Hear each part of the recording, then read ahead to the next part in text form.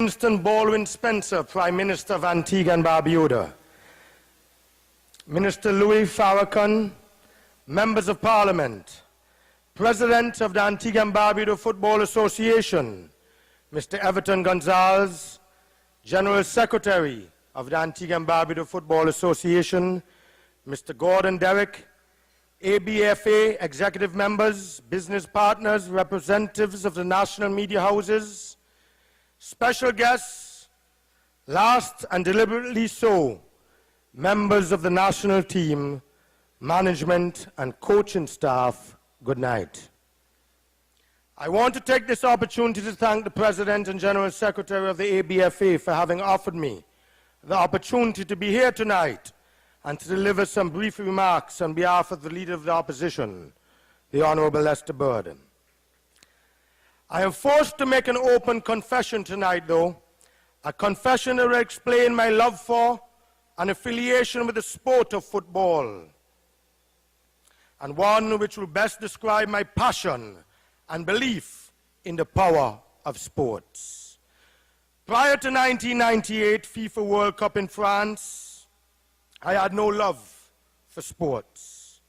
Although both of my uncles in the island of Guadeloupe sponsored football teams for nearly 30 years and cycling, I always found a way to excuse myself whenever the Honorable Lester Bird and Guy Yearwood would start their seemingly unending discussions on cricket, football, tennis, boxing, American football, etc. This attitude changed almost overnight after I was invited by the then ABFA General Secretary, Senator Chet Green, to the 1998 FIFA World Cup. It was an eye-opener and a life-changing moment for me, and as can be seen from my association and significant investments in the football and other sports throughout our country. But you see, in France, I saw a global movement of young people and wondered why our youth were not a part. I saw a level of organization that challenged my creative imaginations, and it all revolved around the sport popularly played here at home. From that day, I committed to get involved and to spare absolutely no effort in showcasing the talents of our youth at that level. Tonight, ladies and gentlemen, we celebrate an historic and seminal moment in time. Tonight, we commemorate the achievements of our footballers. Tonight, we experience the unifying power of sports as we launch our national campaign, Ready for the World. We are encouraged by the lyrics of a local calypso sung by the mighty Franco some years ago. Yes, we are ready. I would wish for the purpose of tonight's celebrations to improvise and add for posterity the following lines. Yes, we are ready to take on the world. Yes, we are ready to take on the big names in football, whether USA or Jamaica, Mexico or Guatemala. I say bring them, or we're going to bang them. As the theme suggests, this campaign is a national one, as the Honorable Prime Minister and General Secretary already said. One involving all members of society, and one which commands the interest, involvement, and participation of all Antiguans and Barbudans at home and abroad. Since the heroics of our cricketers, Sir Viv, Andy, Richie, Ambi, Ridley Jacobs, Baptist, and other greats, there's not been a more remarkable or memorable moment in sports for this country.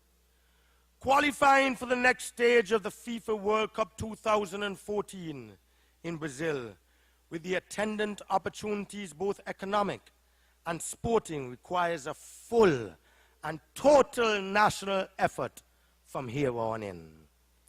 As I said before, the theme Ready for the World embodies the attitude needed to overcome present economic difficulties.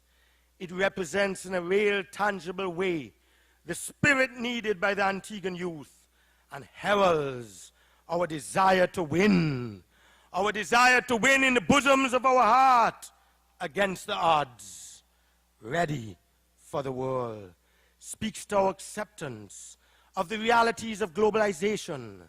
But more important, our understanding that we must work together as a small little island to surmount all obstacles and overcome all challenges.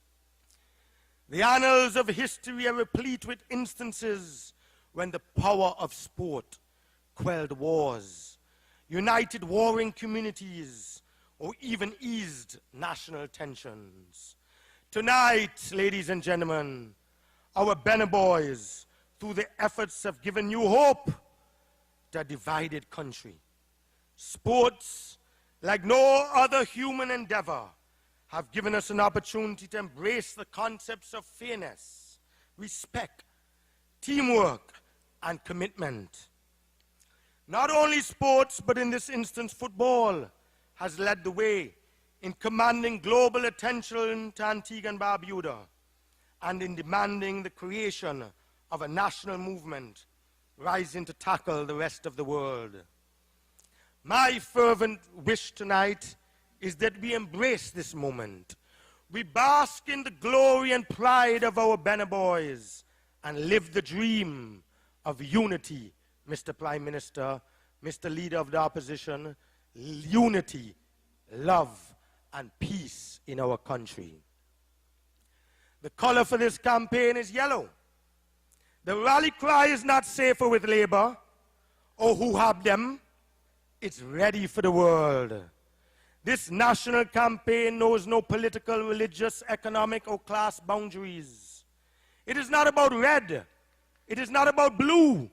It's not about ALP or UPP. It's not about Lester Bird or Baldwin Spencer. This campaign is superheaded by the national flag and all that it represents. Red, the blood shed by our forefathers in making today possible.